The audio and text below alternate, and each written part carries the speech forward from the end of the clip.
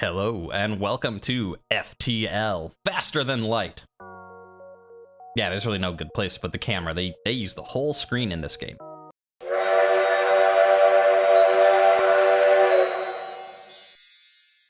Hello, beautiful people of YouTube. You're probably being like, wait, what?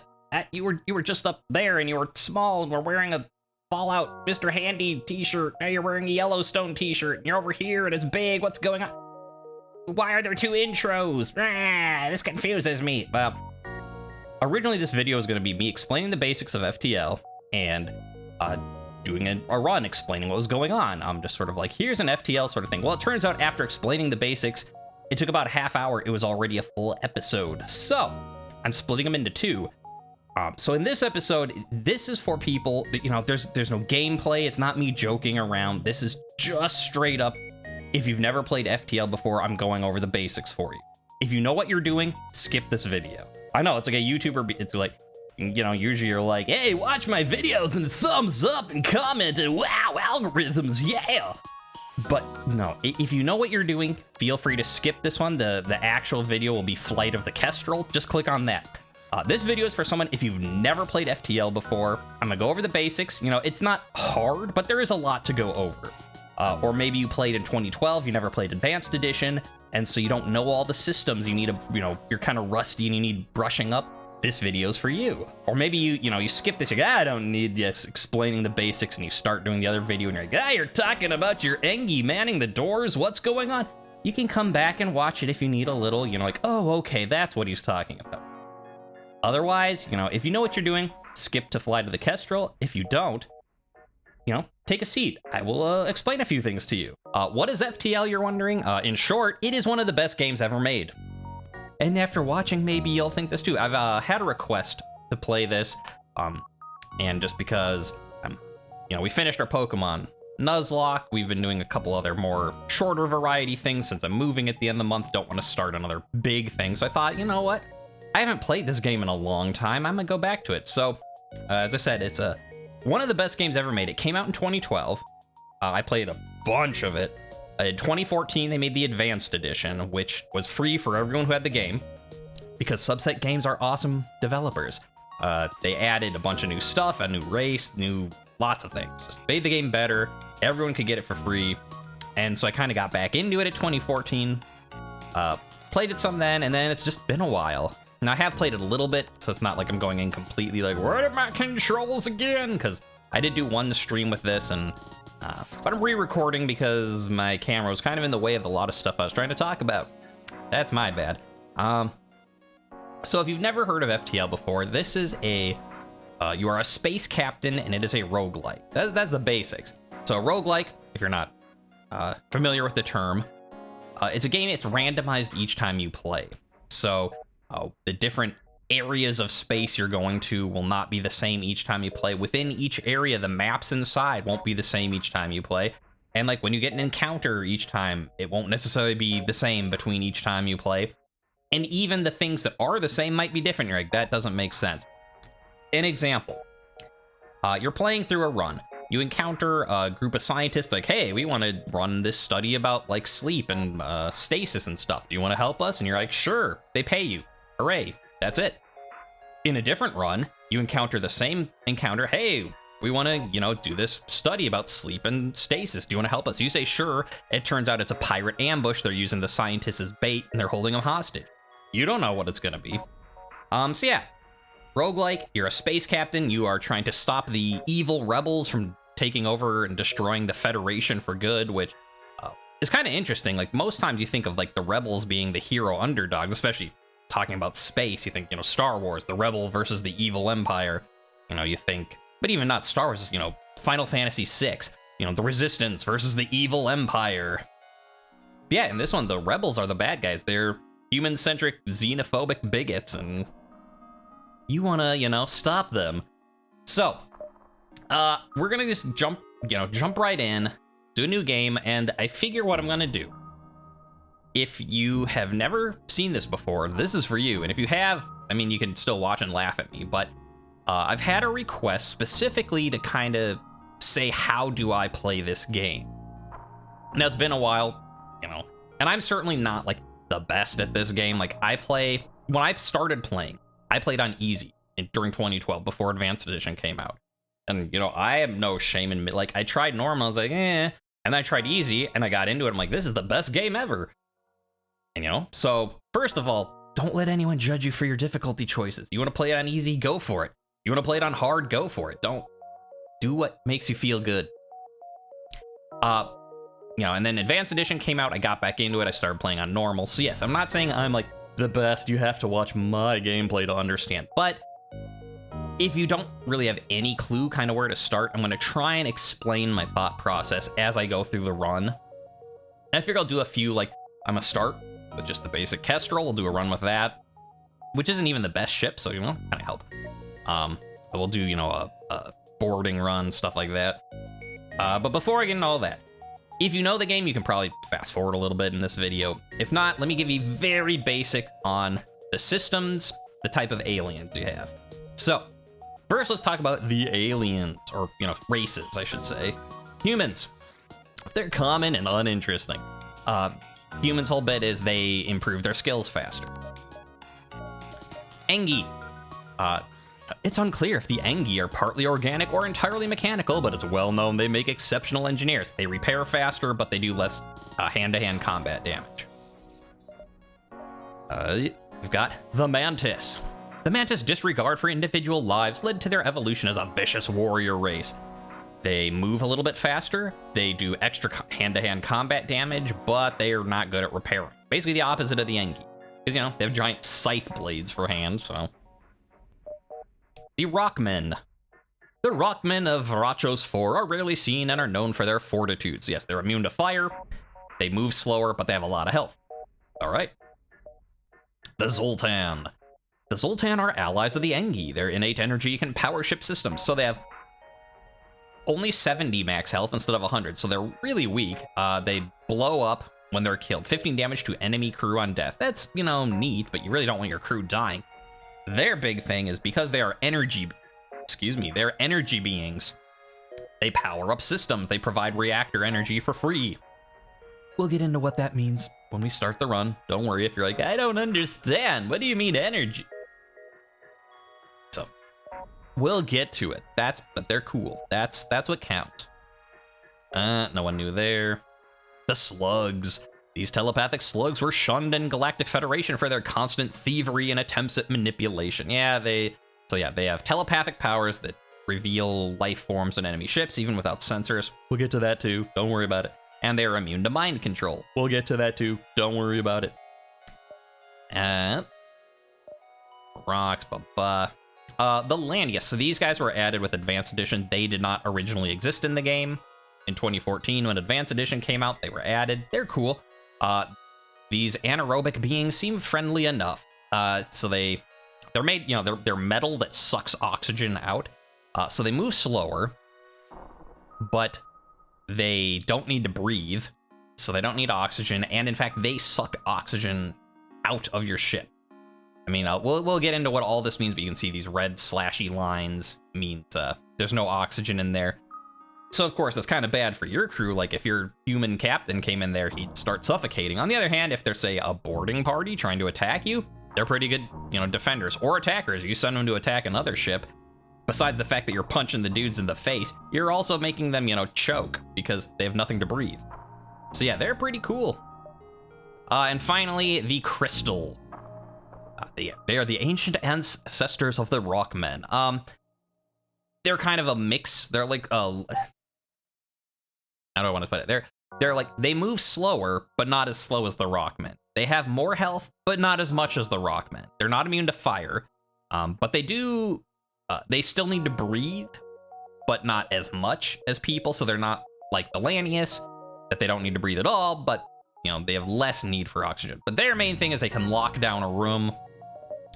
They have a power you can use, and it will go like, and surround the room in crystal, and then people can't get in or out, depending on what you're trying to do. They were in the original. They were a secret race. It was a pain in the butt to get them. Advanced Edition made getting them slightly easier, which I'm fine with. You know, it's like, I did it the hard way, but, you know, you have those people like, well, I did it the hard way, so everyone else should have to. No, I did it the hard way, so I know how good it is that they made a change so that you don't have to do it the hard way to get them. All right, so that's all the people. Let's go a quick overview of systems on a ship. We're gonna be doing the Kestrel, the most basic ship. It's the, the mascot of the series. In fact, if you've seen me, on some of my streams and videos wearing a like greenish, darkish greenish, bluish shirt with a spaceship on it, that's the Kestrel. That's the shirt. Well, that's the shirt with that ship on it. This one doesn't have all the systems, but it has all the basics. We'll still go over all of them right here in the loading bay, aka character select. All right, piloting. You use it to pilot. It gives you dodge chance. You need it active to jump to FTL. Use your faster than light drive to go to the next area. Yeah, dodge and FTL. Doors. If you have level 1 doors, you can open and shut your doors. Pretty handy. Level 2 doors, they lock, so if people are, say, invading, they have to like bust down the door to get through. If there's a fire on your ship, it takes a while for it to get through. And then level 3 doors are just like blast doors, so they're stronger. If you have 0 doors, you can't control your doors. Bad. Sensors. At level 1 sensors, you can see inside your ship like this. If you didn't have level 1 sensors, you'd only see the room that people are in.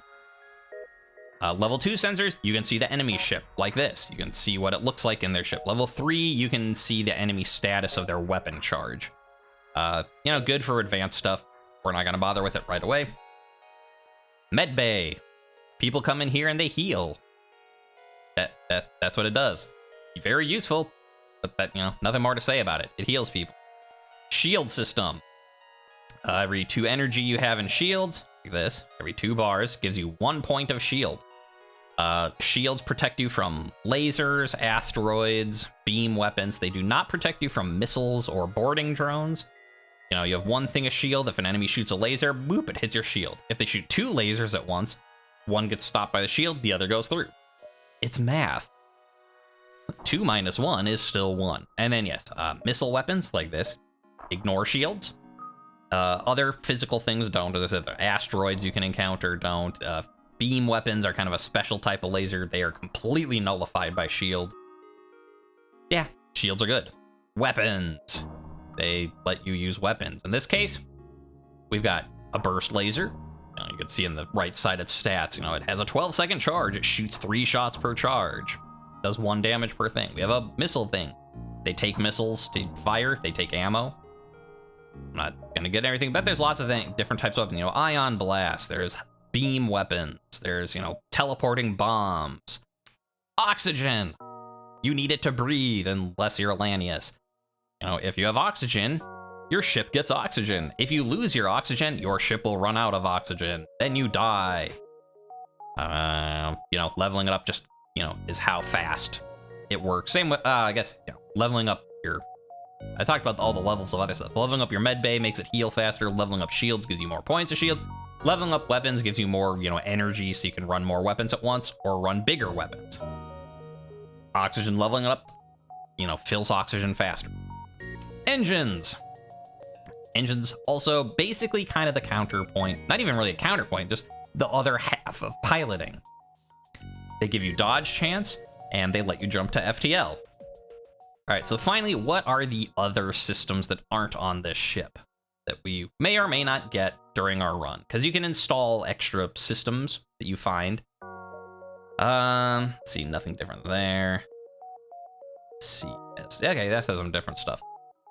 Oh yeah, so the way it worked is originally I think it was just there were layouts A and B of all the different ships, and then Advanced Edition came out and they put C layouts for almost all the ships.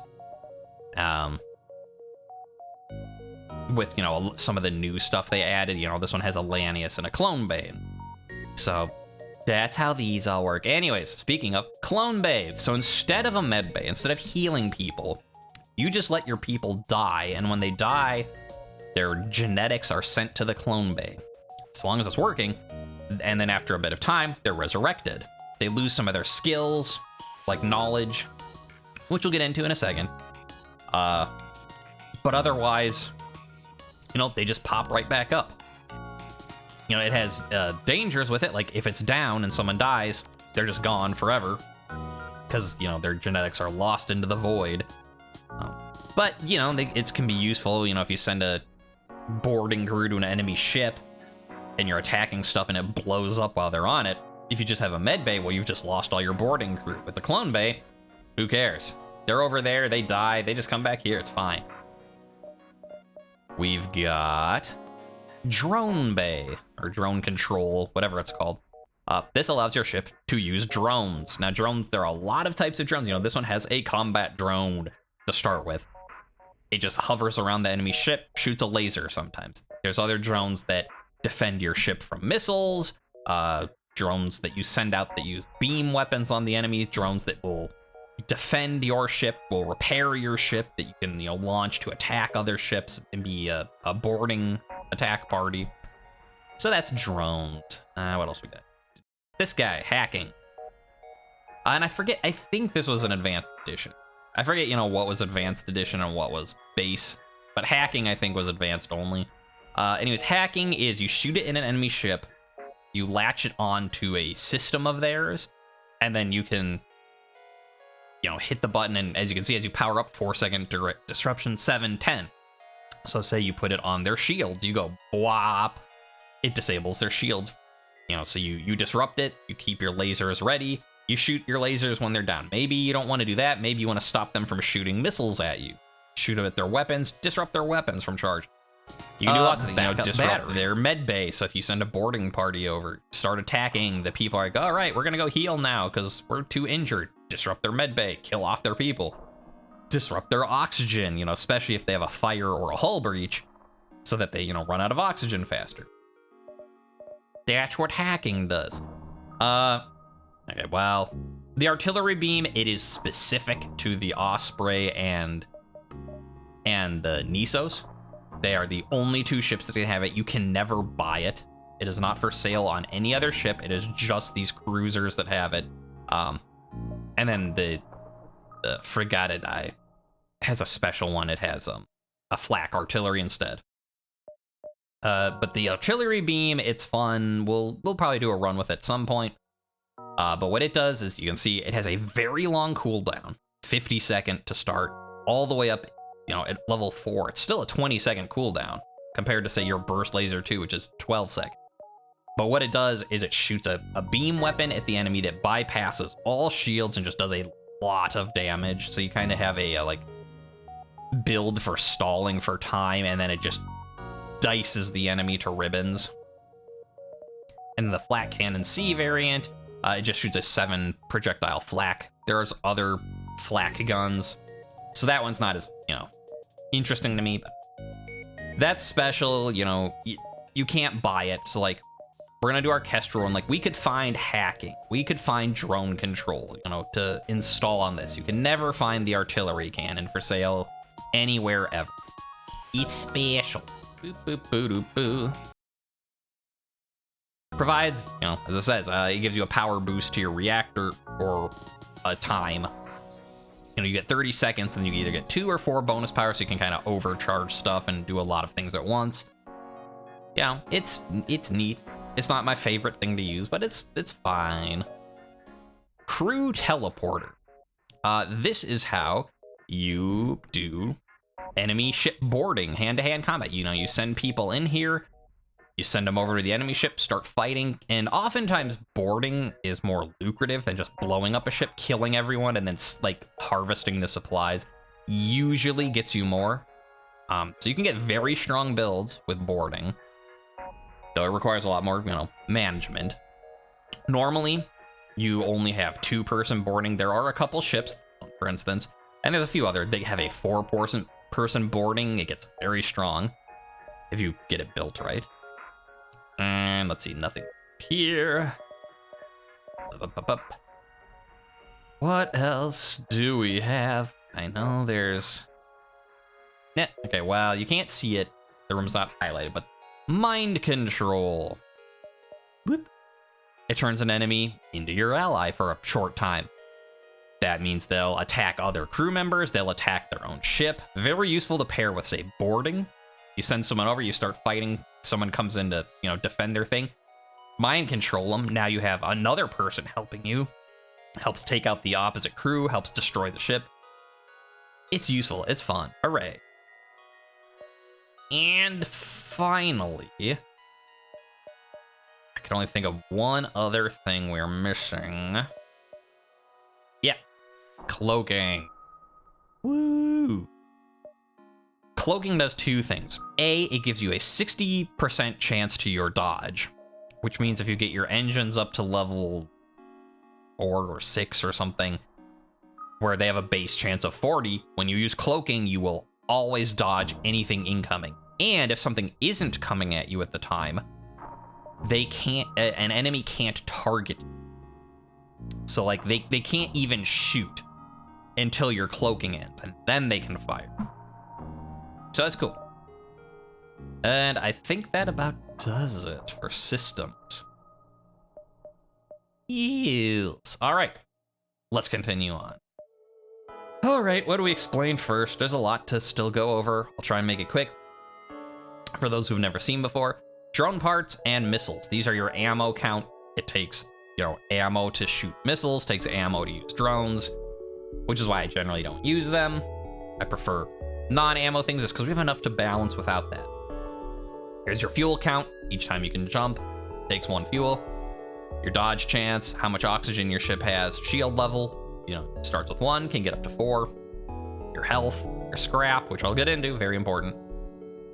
Crew members, and here's their skills, like, with piloting, they get an evasion +5, blah, blah, blah, engines, more evasion, shields, faster recharge, weapons, faster recharge, repair, faster repairing, more combat damage.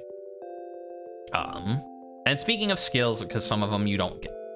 Blech. I'll try to get through this very quickly. My thoughts are jumbled. Look down here, you can see, so engines, they are manned, they have this little icon. This guy's at it, they get a bonus. Shields, if someone's in it, it gets a bonus. Sensors, which is temporarily disabled because we're in a nebula. But sensors, if someone is in the sensors, if someone's manning the sensors, instead of, if you have level 1 like I have, it'll instead be level 2. Same with doors. We have level 1 doors. When he's on it, you can see the doors change. Level 1, level 2. So you can get a free level if someone mans those. All right, down here, shield. This is how much energy it's using, so our med bay is level 1, it's using 1 energy. Engines, we have them at level 2, but we don't have enough reactor energy to power everything, so they're only powered to level 1. You can always say, take an energy off of that, say, we're not using the med bay right now, it has no power now, we can put that power in engines. Cool. Your subsystems, they don't take energy, they just do stuff. Oh, doors, very useful. I'm gonna pause it. You can open all your doors at once. Good for, physics. If you have a room that needs oxygen, like say our engines got hit, there was a hull breach, all oxygen left the room, we have to go in and fix it now. Open all these doors and the oxygen, flows to where it's needed. So it can help, keep the room oxygenated while you're fixing stuff. You can also completely open all the doors, vent your entire thing to space, which, will most likely kill you. Don't do that. But it could also be like, say, you want put everyone in your med bay, open all the doors, and just manually shut these ones. Yeah, you can do stuff like that. Now, why would you want to open doors to space? Like, look at that. There's no oxygen in there anymore. Heal that guy. Since he went into a room with no oxygen, he took damage. If there was a fire right here, fire needs oxygen. So you open these doors, no oxygen, gets rid of the fire.